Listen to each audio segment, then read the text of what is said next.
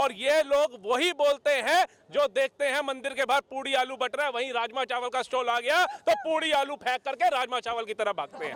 ये वो लोग बोलते हैं और इनके ही नेता बोलते हैं सनातन जो है डेंगू मलेरिया है, और ये उस बंदे को गठबंधन में रखते हैं, जूता मार के बाहर क्यों नहीं फेंकते? क्या ये हिंदुओं का देश नहीं है?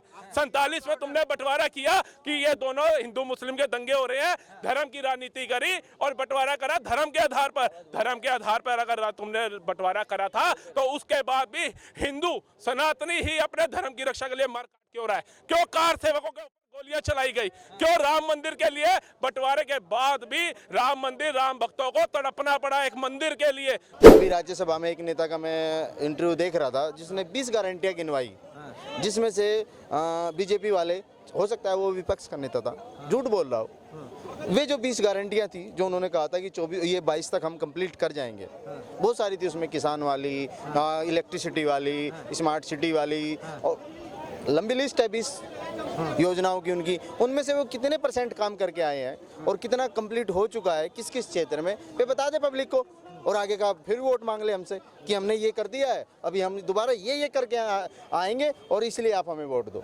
आज 3 राज्यों में जीते हैं हमारे गृह मंत्री, लोकसभा के अंदर खड़े होकर के बोलते हैं पीओके के अंदर 24 सीटें रिजर्व करते हैं और कहते हैं पीओके हमारा है, हम ले करके दिखाएंगे। इनके मुंह से पी नहीं निकलता, ओके क्या निकालेंगे ये? मैं माननीय प्रधानमंत्री के बारे में और किसी भी तरह की टिप्पणी करके और वो सब चीज़ों को करके मैं फंसना नहीं चाहता।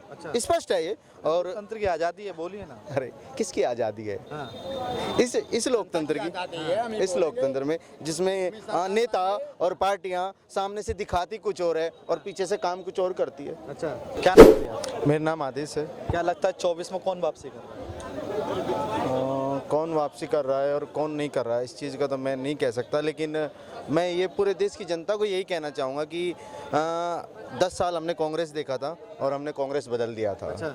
अभी बीजेपी है और 10 साल इनके पूरे होने जा रहे हैं और 2 टर्म इन्होंने भी पूरे कर चुके हैं ये, और ये अपना रिपोर्ट कार्ड जनता के बीच में लेके आए, और नहीं लेके आए तो भी जनता समझ जाए अच्छा कि भाई इसका घालमेल क्या है, और रिपोर्ट कार्ड दोनों का चेक करे।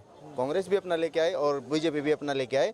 देश में 2 ही देश को मतलब नेशनल लेवल पे 2 ही बड़ी पार्टियां हैं और दोनों पार्टी का तुलना करके खूब बहुत अच्छे से और उसको बहुत डीपली देखे और तब उसको वोट देने जाए। अब आप कह रहे हो कांग्रेस 10 साल रही, 10 साल थोड़ी रही, 65 साल रही है।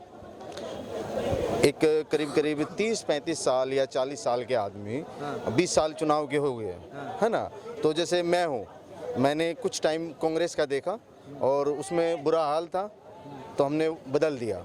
अभी फिर मैं ये देख रहा हूँ, और अभी राज्यसभा में एक नेता का मैं इंटरव्यू देख रहा था जिसने 20 गारंटियां गिनवाई, जिसमें से बीजेपी वाले, हो सकता है वो विपक्ष का नेता था, झूठ बोल रहा हो, वे जो 20 गारंटियां थी जो उन्होंने कहा था कि 22 तक हम कंप्लीट कर जाएंगे, बहुत सारी थी उसमें, किसान वाली, इलेक्ट्रिसिटी वाली, स्मार्ट सिटी वाली, और लंबी लिस्ट है 20 योजनाओं की उनकी। उनमें से वो कितने % काम करके आए हैं और कितना कंप्लीट हो चुका है किस किस क्षेत्र में, वे बता दे पब्लिक को, और आगे का फिर वोट मांग ले हमसे कि हमने ये कर दिया है, अभी हम दोबारा ये करके आएंगे और इसलिए आप हमें वोट दो। तो आपके हिसाब से प्रधानमंत्री कौन होना चाहिए?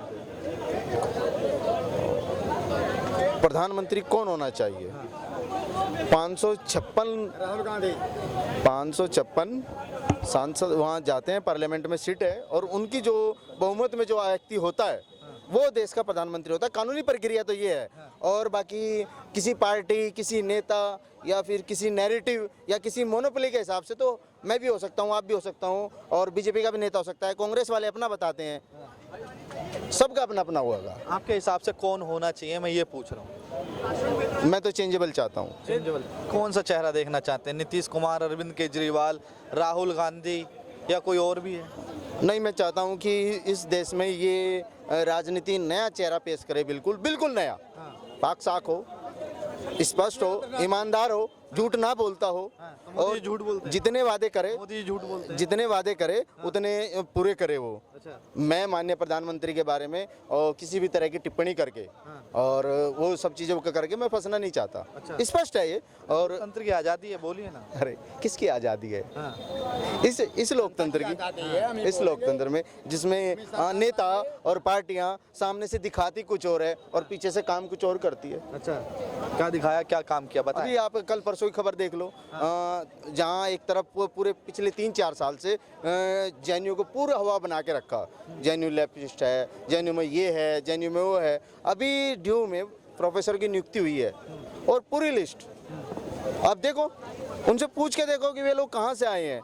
जो आदमी 14 साल से 20 साल से पढ़ा रहा था, जिनके हर उन्होंने अपने फुलफिल किए हैं, हर उनको रीजन नहीं दे रहे हैं।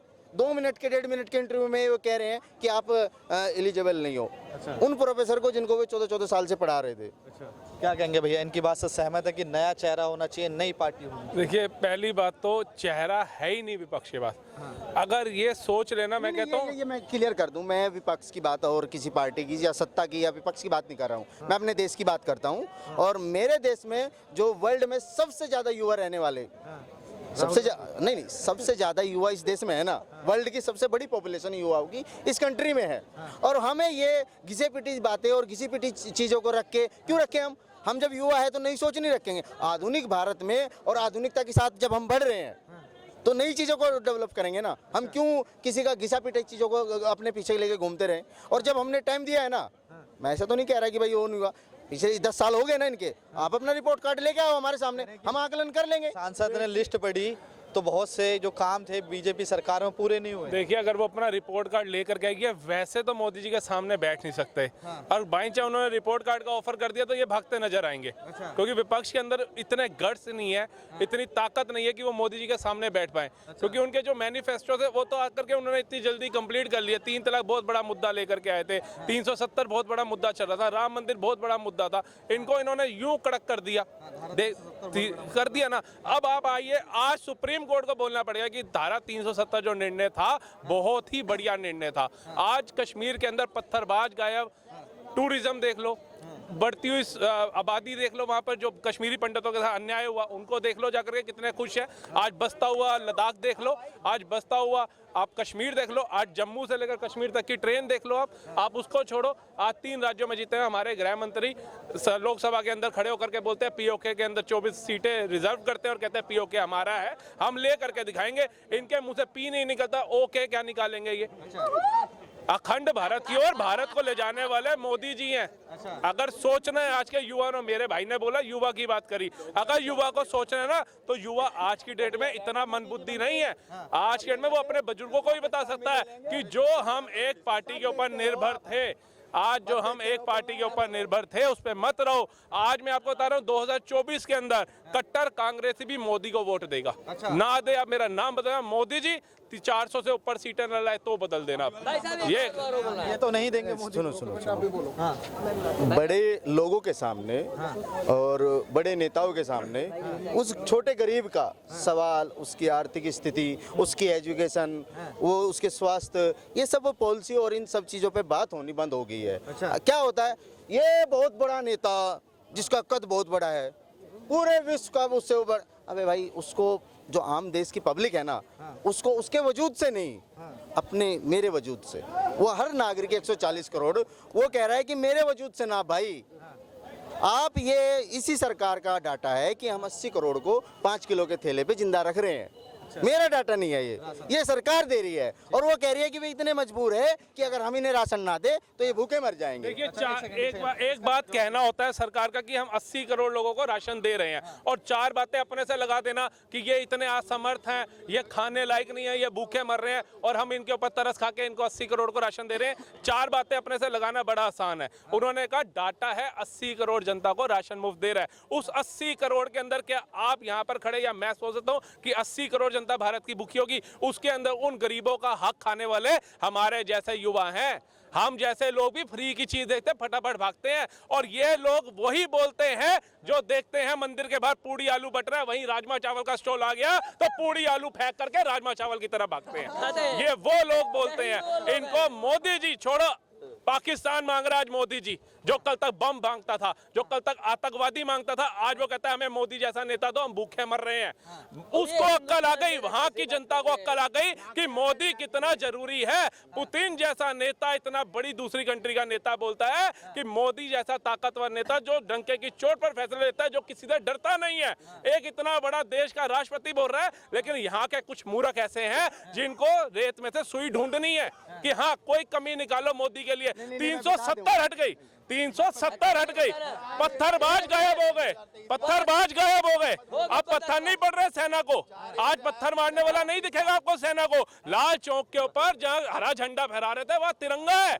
सोनिया गांधी शिकारा में घूम रही है, बहन भाई बर्फ से खेल रहे हैं, एक भाई लद्दाख में जाके बाइक चला रहा है, लेकिन थोड़ी सी तारीफ नहीं करेंगे। वही हाल ये कट्टर कांग्रेसी चमचों का भी है। वो मोदी जी सोने की चिड़िया बना करके दिखा भी देंगे ना, ये नहीं बोलेंगे। ये कहते हैं, ये मांगते थे राम मंदिर बनाएंगे, तारीख नहीं बताएंगे। अब एक बार पीओके की तारीख पूछ के पता कर लो, नहीं पूछेंगे कि आज पूछी पता चले साला कल वो कर देगा कि हाँ पीओके इस तारीख को हम ले रहे हैं। ये घबरा जाएंगे, ये नहीं बोलेंगे, क्योंकि इनके अंदर विडंबना क्या है।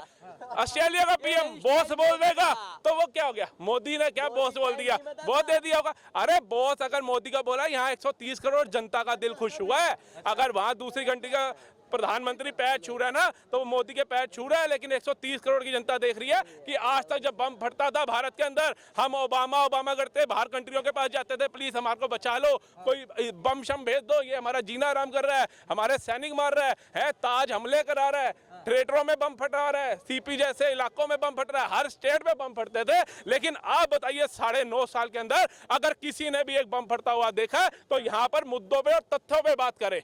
आजकल तो ये छोड़ो, इन्होंने वो बम नहीं, आतंकवादी बम नहीं बंद करे, लेकिन दिवाली के त्योहारों के ऊपर हिंदुओं के बम पटाखों पे बैन हो जाता है। इन्होंने उन आतंकवादियों को पानी की बौछारें नहीं करी, लेकिन होली जैसे त्योहारों के ऊपर इनको पानी बचाने की नीति आ जाती है।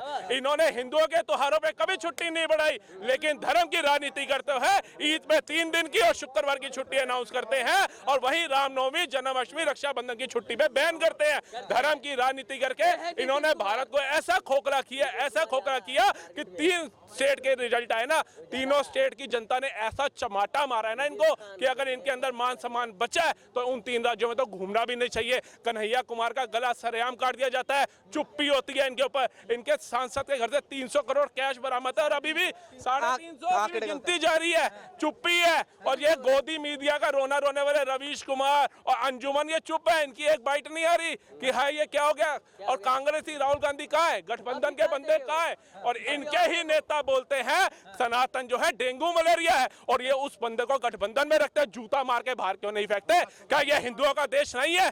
47 में तुमने बंटवारा किया कि ये दोनों हिंदू मुस्लिम के दंगे हो रहे हैं, धर्म की राजनीति करी और बंटवारा करा धर्म के आधार पर। धर्म के आधार पर अगर तुमने बंटवारा करा था तो उसके बाद भी हिंदू सनातनी ही अपने धर्म की रक्षा के लिए मर काट क्यों रहा है? क्यों कार सेवकों के ऊपर गोलियां चलाई गई? क्यों राम मंदिर के लिए बंटवारे के बाद भी राम मंदिर, राम भक्तों को तड़पना पड़ा एक मंदिर के लिए, सिर्फ एक मंदिर के लिए? और अगर मस्जिद, और जो कहता था मेरी नानी कहती है मंदिर नहीं बनना चाहिए, अस्पताल और वो बनना चाहिए था, हम तुम्हारे साथ होते। मैं युवा के बोलता हूं, मैं भी कांग्रेस साथ होता अगर वो बाबरी मस्जिद, राम मंदिर रोक करके वहां अच्छा अस्पताल या स्कूल बनाने के लिए कोर्ट गई होती। लेकिन वो कोर्ट में किस लिए गई कि राम का अस्तित्व भी नहीं है, और 25 वकील खड़े करे। लेकिन ये भाई तब चुप थे। 92-90 के अंदर कश्मीरी पंडितों का नरसंहार हुआ, कत्लेआम हुआ, हमारे इन जैसे भाई चुप थे। आज भी जो महबूबा मुफ्ती और अब्दुल्ला बोलता है कि अगर धारा 370 हटाई खून की नदियां बहा दी जाएंगी, ये चुप थे। और जब सैनिकों को पत्थर मार रहे थे और सैनिक हमारे फोर्स फोन करती थी, साहब ये तो आतंकवादी उग्र हो गए हैं, ये हमारे सैनिकों के हेलमेट गिर रहे हैं, वो वीडियो आई थी, बहुत हाईलाइट हुई थी। सर मैं उस समय होऊंगा 10 साल छोटा, मेरा खून खोल उठा था, इसलिए हमें मोदी चाहिए। आज हमारे बच्चे, परिवार के लोग इस मार्केट में खुलेआम घूम रहे हैं ना, तो हमें इस बात का तो डर नहीं है कि बम में मारे जाएंगे, किसी पिक्चर हॉल जा रहे हैं, हमें इस चीज का डर नहीं है बम में। आज कान तरस गए हैं ये सुनने को, इसी जगह पे सुनने को मिलता था लवारिस वस्तुएं ना छुए बम हो सकती है। कहीं भीड़ भड़कों में ना खड़े हो, बम विस्फोट हो सकता है। आज तरस गए 9.5 साल में, इस बात का जवाब ये भाई देंगे।